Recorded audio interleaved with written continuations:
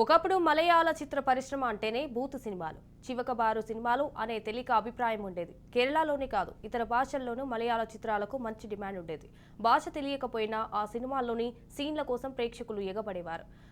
మమ్ముట్టి, మోహన్ లాల్ వంటి హీరోలు ఉన్న షకీల లాంటి శృంగార తారలు అప్పట్లో ఒక వెలుగు వెలిగారు. వారి సినిమాల కంటే షకీల సినిమాలే ఎక్కువ కలెక్ట్ చేసేవి. అయితే క్రమేపీ ఆ ముద్ర నుంచి బయటపడింది మలయాళ చిత్ర పరిశ్రమ.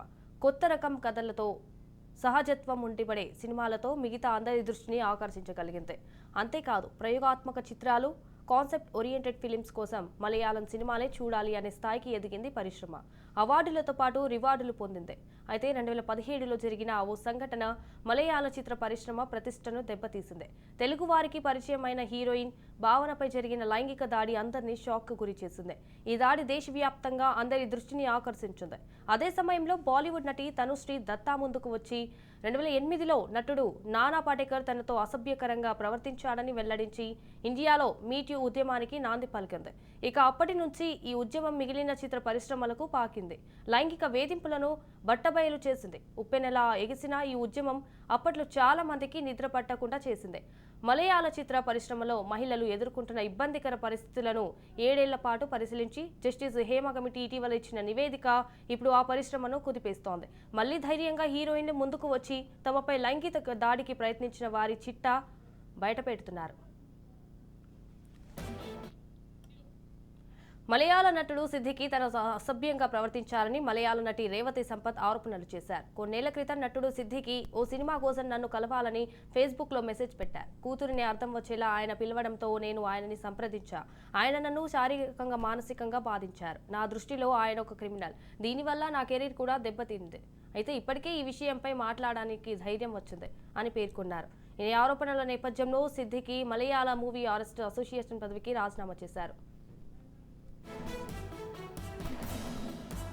ఈ పరిశ్రమలో 7 ఏళ్ల కిందట జరిగిన ఒక ఇష్యూ ఆధారంగా ఒక కమిటీని ఏర్పాటు చేసింది. అది హేమ కమిటీ. ఆ హేమ కమిటీ 7 ఏళ్ల తర్వాత ఒక నివేదికని సమర్పించడం జరిగింది. అందులో విషయం అంటే సినిమా పరిశ్రమ అంతా చాలామంది కీచకులే ఉన్నారు.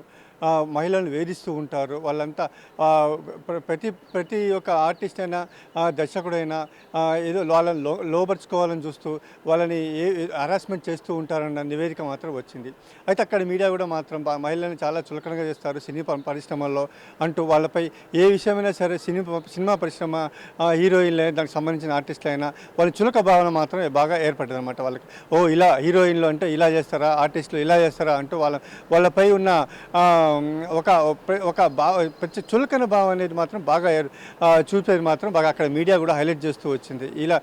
ఇక్కడే కాదు, ఇలా చూస్తూ ఉంటే మాత్రం అక్కడ ఉన్న సినిమా పరిశ్రమలో ఉన్న వాళ్ళకి మాత్రం కూడా చాలా వాళ్ళకి బాధ కలిగించే విషయంగా అనిపిస్తుంది. డైరెక్టర్ అయినా సరే అవకాశాలను బట్టి వాళ్ళకి అవకాశం ఇచ్చిన మాత్రం ఒక మామూలుగా ఫ్రెండ్లీగా ఉన్నా కూడా ఒక ఇబ్బందికరంగానే ఉంటుంది. అయితే మొన్న నివేదిక ఆధారం వచ్చిన తర్వాత కూడా మలయాళ అసోసియేషన్, మలయాళ అమ్మ అసోసియేషన్ అనమాట, మలయాళం సినిమా ఇండస్ట్రీ. అయితే ఆ అసోసియేషన్ ఉన్న అధ్యక్షుడు ఉన్న మోహన్ లాల్ దానికి సంబంధించిన 17 మంది ప్రతినిధులు కూడా ముఖ్యమంత్రిగా రాజీనామా చేయడం జరిగింది. ఇలాంటి ఆరోపణలు ఎదుర్కొని వాళ్ళు కూడా ఈ నివేదిక ఆధారం కూడా ఇది సమంజసం కాదు అనుకుంటా వాళ్ళు కూడా తమ పదవులకు కూడా రాజీనామా చేశారు. అయితే ఇప్పుడు వస్తున్న ప్రభుత్వాలు కూడా అక్కడ ఉన్న కేరళ ప్రభుత్వం కూడా ఈ విషయాలను కూడా ఎక్కువ పట్టించుకోకుండా సినిమా అంటే ఒక చిన్న చూపుగా చూస్తుంది. సినిమా విషయం కూడా మీడియా కూడా ప్రతి ఒక్క చిన్న విషయంలో కూడా రాద్ధాంతరం చేసి సినిమా పరిశ్రమ వాళ్ళు ఇలా అంటూ కూడా పెద్ద ఎత్తున భారీగా చూపించడం కూడా జరుగుతుంది. అయితే దీనిపైన కూడా ప్రభుత్వం కూడా ఎక్కువ స్పందించట్లేదు. మహిళలపై జరిగే హరాస్మెంట్ కూడా ప్రతి ఒక్క శాఖలో ఉంటుంది, కానీ అది ఏమీ ఎక్కువ చూపించకుండా మాత్రం సినిమా పరిశ్రమ అనేసరికి మీటర్ ఉంటే దాన్ని ఒక కిలోమీటర్గా సాగది చూపిస్తున్నట్టుగా మీడియా కూడా చూస్తుంది. అయితే ఈ పరిమాణాలు మాత్రం ఇలాంటి కమిటీలు, ఇలాంటి సినిమా ఇండస్ట్రీలో గురించిన హేమ కమిటీ లాంటివి కూడా ప్రతి ఒక్క శాఖలో కూడా ఒక కమిటీ ఏర్పాటు చేస్తే ఎన్నో